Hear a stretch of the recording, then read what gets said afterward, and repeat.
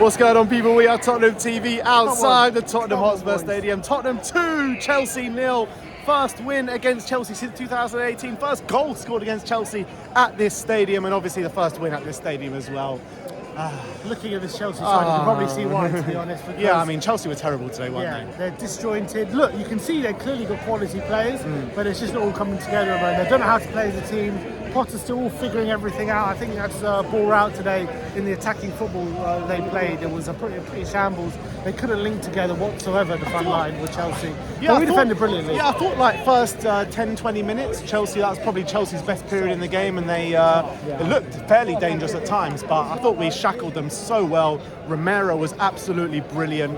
I thought the midfield duo today, Højbjerg and Skip, were absolutely unplayable at times. Unbelievable. Enzo Fernandez, 120 million, could get a kick today. Yeah, mate, they proper dominated the midfield battle. You know what? I looked at the lineup and I saw Enzo Loftus-Cheek starting in the pivot. I was like, I think we can have that. I reckon Højbjerg and Skip were licking their lips as to how they could dominate. And it proved to be, because Skip and Højbjerg, especially in the second half, which we'll get a touch on in a sec, but Chelsea get battered everywhere they go. Chelsea get battered everywhere they go. Everywhere they go. Big up to the Cypriot youths. Come on. Well, the team played brilliant. Honestly, there wasn't one player. Skip, I've got to give it to Skippy. His first goal for us, wasn't it? First goal, yeah. goal. And what a goal. I thought Kepa should have done better, to be honest. Kepa should have done better. Unstoppable. What is that? Unbelievable cracker. It's worth the ain't saving We those, do mate. not You ain't care. saving those. All we want is the top four again. And And maybe the FA Cup. I wouldn't mind that FA either. Cup Or the would be Champions League. We'll take it all, mate. We'll take it all. We'll take it all. Let's get past Sheffield and AC Milan first. All right, we'll see you in Sheffield, Yeah, lads. Come on. Yeah, I'm going to Rio. See you later, mate. Big up. Oh, nice one, boys. Take it easy. Take it easy, man. See you later. Bye. Bye. Go on. When I'm thinking about the first half, I think it's classic first half, second half Tottenham. Not to say that we were awful in the first half. I don't think we were, but I think second half we just upped the energy levels. Again, it's very similar to the West Ham game, very similar to a lot of other games we've had this season where we've been a bit slow in the first half, but not giving anything away, and then we really go for it second half and up our energy levels. But today, what was the difference? No mistakes. We didn't make silly errors like we have done in other games, and this is another example of what happens when you stay in the game. You don't give away silly errors, and then all of a sudden you have those energy levels in the second half because we're one of the fittest teams. So I think there was another case of that. We'll touch on the first half red card first, because What was that all about? What was that all about? Because Ziyech clearly goes and pushes Royale in the face, and I thought if you raise a hand to anyone's face, that's an automatic sending off. The funny thing is, the incident happened, the assistant goes up to the ref and tells him, look, you've got to send off Ziyech because of what happened. So then he waits like about 3 minutes before sending off Ziyech. He sends him off and then instantly goes to the screen to check the decision, because VAR told him that he's going to have to overturn it. So it was a really odd situation. But on what basis is that overturned? I don't get it. It wasn't violent enough, I guess. Wasn't violent I enough. don't know. Has that ever been a thing? Like, I don't Is it understand. a clear and obvious error? I don't think it's a clear and obvious error. Do I think it's a red card? It's probably a harsh red card, but he's a bloody idiot putting his hand in Emerson's face. But I would say it's probably a bit of a harsh red card because there's not much in it. It's not like he hurt him or anything. But I would say once he's given the red card, is there enough to overturn that? No. I don't think so. No, there's definitely not enough to overturn it, because he literally puts his hand into his face and pushes him. Yeah. So I mean, if that's not sending off, I don't know what is. Yeah, Like, so seriously. I think the overturn was a bit very lucky for Chelsea's favour. It was a very feisty game, wasn't it? A lot of hard challenges, a lot of them coming from Skip and Romero. Look, for sure. Spurs It was were a very up for the feisty fight game. today. We were really up for the fight today, and another win under Stellini. That's keeps his 100% record ticking over in big games as well. Chelsea at home, Man City at home, Another West Ham clean at sheet home. as well, another clean sheet. But I thought Forster did well today. No, Forster didn't have too much to do, did he? He made a couple of good saves. No, but I thought every time he was called upon, he did his job really well. So you got to give him credit for that. I'll give him credit. He looked like a stable pair of hands. Yeah. Chelsea for sure looked disjointed, but look, let's talk about that goal from Ollie Skip. Come on. It was a minute into the second half. We started the second half with I nearly missed it, to be fair.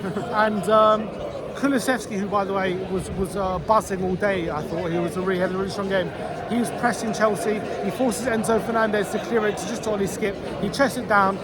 whipping strike into the I wouldn't say top corner, but it was in off the crossbar. Kepa gets a big hand to it. But you have to say, whatever, maybe Kepa should have done better. It was still a very good strike. No, don't take anything away from the strike. But if you get a hand like he does to that, you can't be letting that in your net. You can't. But that's something that Ollie Skip has been meaning to do for a long time. His first will score, but like contribute attacking wise, we've seen that Conte, when we play a three in the middle, he likes Ollie Skip to get forward a bit more.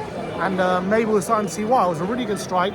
I thought Ollie Skip today was absolutely phenomenal, really carrying on his good form. And I'm so happy to see it because with all the question marks over his dodgy form come back from the injury, he's now looking back to his best. And I thought he was covering so much ground, he looked so sharp. And I thought it was phenomenal today. No, he really was. Every blade of grass, as the expression goes. But look, if you want to talk about man of the match today, I think there's only one person to give it to, and that's his midfield partner in Pierre-Emile Højbjerg. I thought he was absolutely everywhere today. Didn't let one challenge get past him. Every challenge was spot on. I mean, he gave that Chelsea midfield such a torrid time. He was all over the place today. Enzo must be sick of the sight. Bro, Højbjerg was it was a masterclass from Højbjerg today. It really was.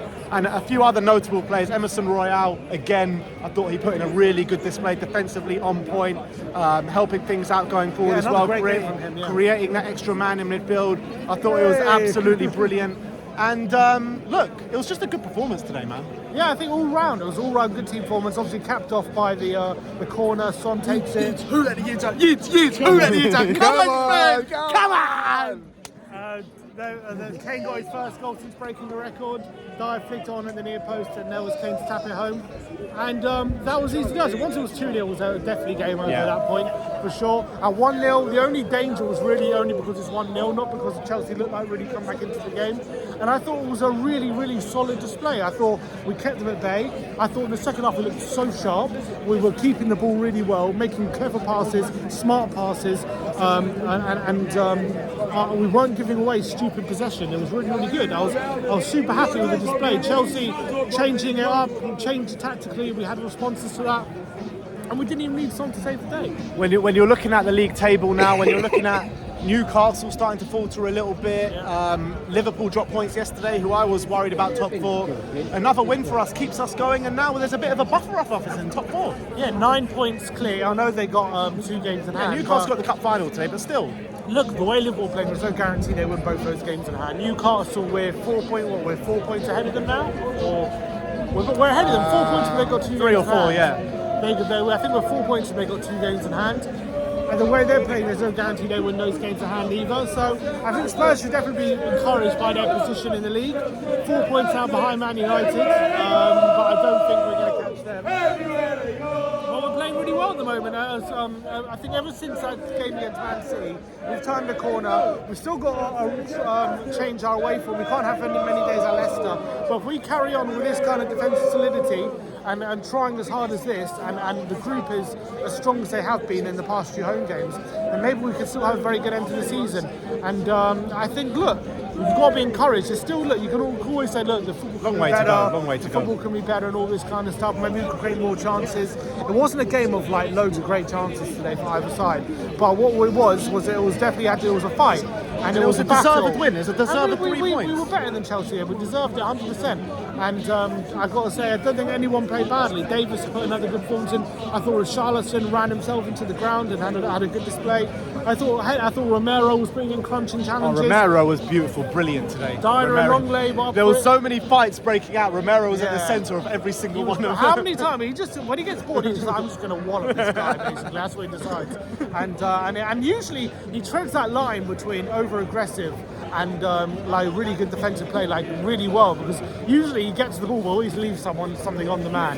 That really upsets the opposition. You can tell. That happened a number of times today. A number of times. But look, you got to say, Chelsea were poor. They definitely helped us, but you can only play what's in front of you, and you have to go and win the game. And to be fair to us, Chelsea have a very good record of clean sheets. I can't remember the last time they conceded 2 goals in the game. So we got the 2 goals today, deserved win. Not a bad player on the pitch, and to win a London derby like that, and Ollie Skip's big moment. 2 London derbies in a row. So many positives. So next home game is Milan, so a few away games until then. Let's hope we go into that game in good spirits. Yeah, what we got? We've got Sheffield United on Wednesday to go to the quarter-final. We've got Wolves on the midweek and then Milan. So let's go. Big games coming up. Thank you everyone for watching. Like, subscribe and comment. And as always, come on you Spurs.